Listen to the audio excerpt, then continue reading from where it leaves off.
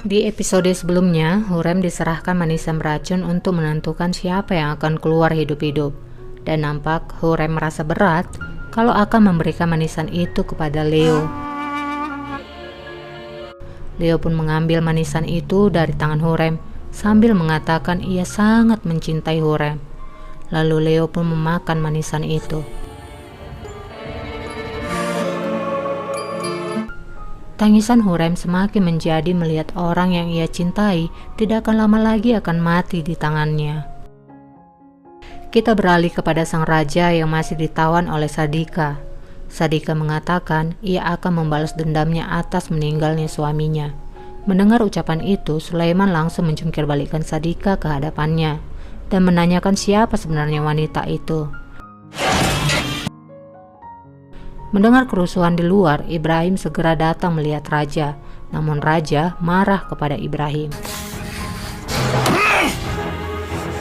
Kita kembali kepada Hurrem. Di sana Leo sudah memuntahkan banyak darah. Itu berarti racun sudah beraksi di tubuhnya. Hurrem memangku kekasihnya terakhir kali sambil menutup mulutnya, menahan tangisannya agar tak terdengar. Sumpah, di sini itu adegannya sedih banget. Saat Hurrem keluar dari ruangan itu, Nigar melihat Leo telah terbaring di sana. Hurrem menanyakan kemana Ibrahim. Nigar pun menjawab Ibrahim bersama raja dengan wajah kebingungan. Süleyman, öleceksin. Sesampainya Hurrem di taman, ia melihat Sadika sedang ditanyai dan dipukuli oleh Ibrahim. Saat raja menjelaskan ke Hurrem bahwa Sadika ingin membunuhnya, Hurrem pun menjadi lemas dan mengatakan bahwa itu adalah suruhan Ibrahim untuk membunuhmu, raja. Hatice pun tampak baru sampai dan menanyakan apa yang telah terjadi.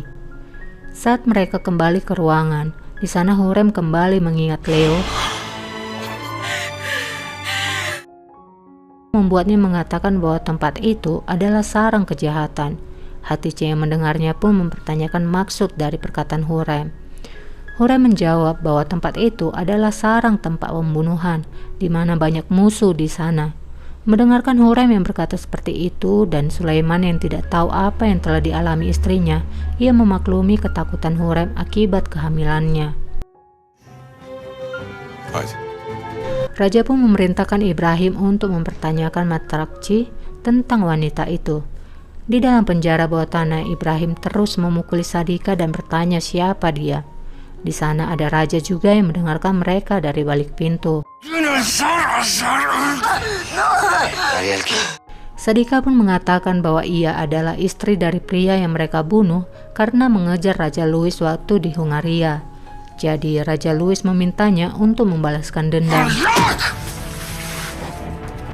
Berita itu juga sampai ke telinga Valide melalui Nigar. Di sana Hurrem tampak sedang tidur dan mengigau. Nigar mengatakan Hurrem sedang tidur dan bermimpi pada Valide. Akhirnya Matrakci sampai di istana. Ibrahim menanyakan surat yang diberikan Matrakci kepada Sadika. Matrakci yang memang tidak tahu itu surat apa, ia pun menjelaskan bahwa itu dari paman Sadika yang memintanya diberikan kepada Sadika. Ibrahim pun memukuli Matrakci dan mengatakan bahwa Sadika adalah musuh yang memata-matai istana dan ingin membunuh raja.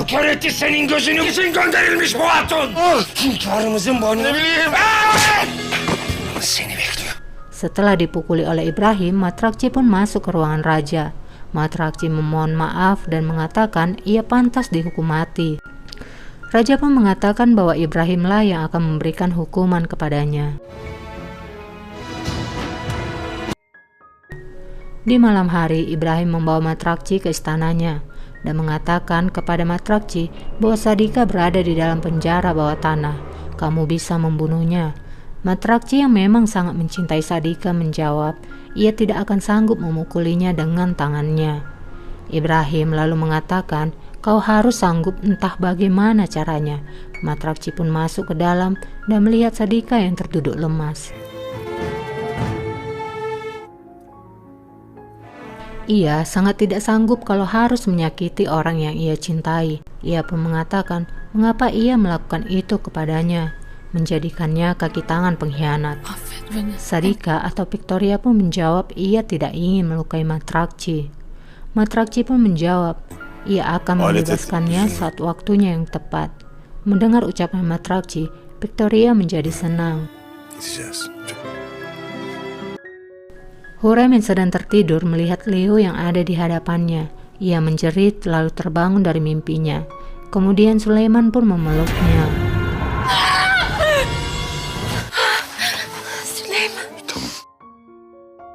Kita kembali kepada Matrakci. Matrakci tampak sudah membawa Victoria keluar. Matrakci membawa Victoria dengan sebuah sampan kecil. Victoria merasa kalau ia akan bebas. Sewaktu di sampan, Matrakci pun mendayung sampan itu hingga jauh dari tepian.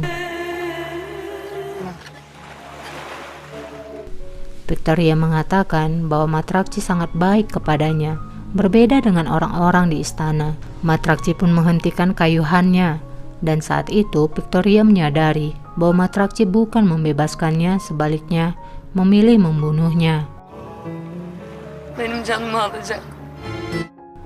Matrakci pun memberikan kain goni untuk dipakai oleh Victoria sambil mengatakan bahwa Victoria tidak mencintainya. Matrakci pun mengikat goni itu dan melemparkan cintanya ke laut.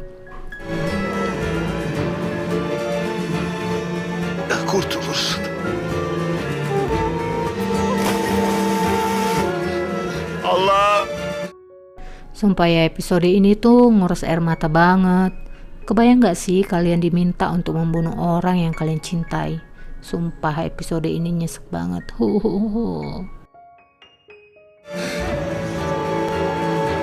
Di sisi lain, Hurrem yang sedang dimandikan menangis dan berteriak.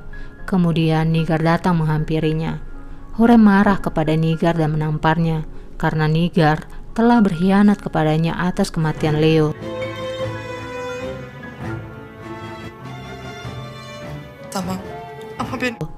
Nigar berusaha menjelaskan bahwa ia bukan pengkhianat. Ibrahim yang memintanya untuk diam, kalau tidak ia akan dibunuh. Sumbullah yang melihatnya dan melaporkannya kepada Ibrahim. Saat itulah Ibrahim meminta surat itu dan menyuruhnya mencari bukti lain di dalam kamar. Tapi meskipun mendapatkan bukti yang lain, yaitu gambarmu, aku tidak memberikannya kepada Ibrahim. Begitupun saat kamu akan ke taman, aku berusaha melindungimu agar kamu tidak pergi ke taman menemui Leo. Hurrem kemudian meninggalkan Nigar di sana. Di kamarnya, Sumbul meminta Hurrem untuk menemui Valide. Karena Hurrem tahu penyebabnya juga Sumbul, ia pun berteriak akan membunuh Sumbul dan menyuruh Sumbul keluar.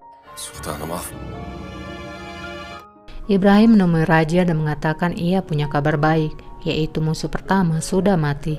Raja pun mengatakan, bagaimana bisa kamu mengatakan itu kabar baik?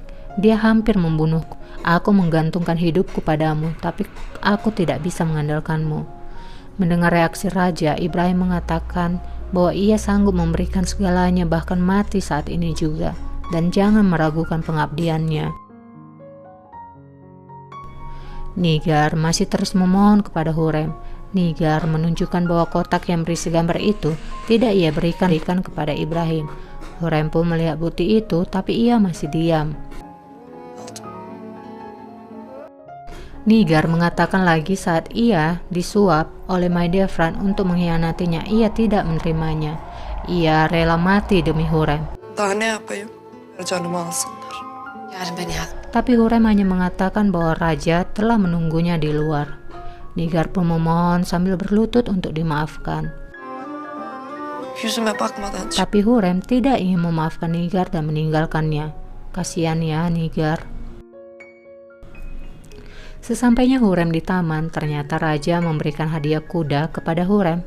Mereka pun berjalan-jalan dengan menunggangi kuda. Di sisi lain, Gulsah sudah kembali pulih dan menemui Mahidevran.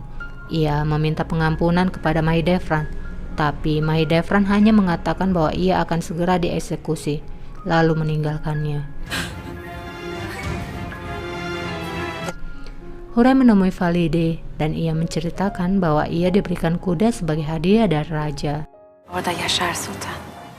Malam pun tiba, semua berkumpul untuk makan malam. Saat itu Gul Aga menyediakan manisan. Melihat itu sontak mengingatkan Hurrem kepada Leo. Hurem pun meminta agar manisan itu tidak dihidangkan di depannya. Dan setelah itu, ia pun merasakan sakit di perutnya. Ia pun segera dibawa ke tabib, dan rupanya Hurem akan melahirkan. Hurem pun melahirkan anak laki-laki.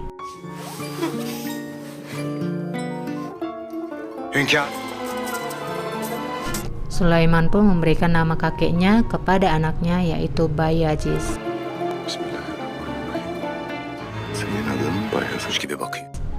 Karena Hurem memberikan satu pangeran lagi, Valide memberikan hadiah gelang dan memakaikannya ke tangan Hurem.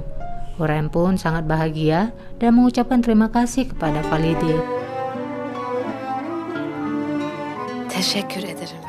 Saat Hurem kembali ke kamar, di sana berdiri Nigar yang berusaha untuk menyentuh anak Hurem, tapi Hurem memintanya menjauh. Raut wajah Nigar pun terlihat sangat sedih.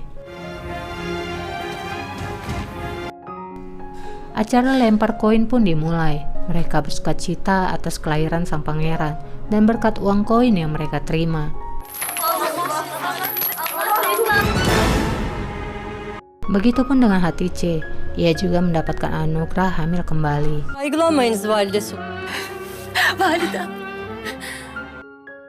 Berita itu pun akan disampaikan oleh Nigar kepada Hurem.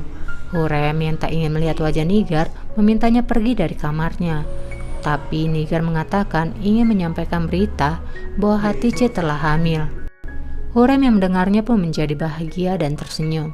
Melihat senyuman dari wajah Hurem membuat Nigar juga bahagia. Bersambung. Jadi, apakah Nigar dan Hurem akan kembali akur? Buat yang suka dengan kelanjutannya, boleh di-subscribe dulu ya, biar saat aku upload video terbaru, kalian dapat notifikasinya. Makasih udah subscribe, makasih udah nonton. Bye!